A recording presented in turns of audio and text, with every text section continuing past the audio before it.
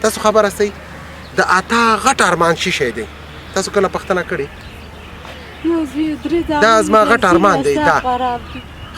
دا زما غټ ارمان دی چې ودانه ښه سټنډرډ شفاخانه جوړه کړم هغه شفاخانه چې په زړه کې باید کار وکړي تاسو اوس حالت په افغانستان کې غربت زیات دی او د زړه ناروغان هم زیات دي اوس او توان نه لري چې عملیات وکړي یا یې ویسي که ملک ته علاج یې وکړي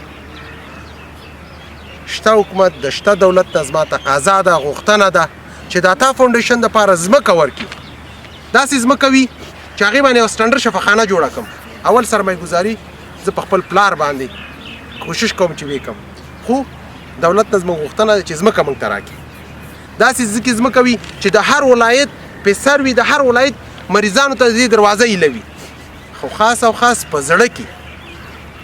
او انشاء الله چې کوم کار مې شروع کړی هغه انشاء الله سر ته رسوي په څه خاطر د الله تعالی د بندګانو دپاره منډه وم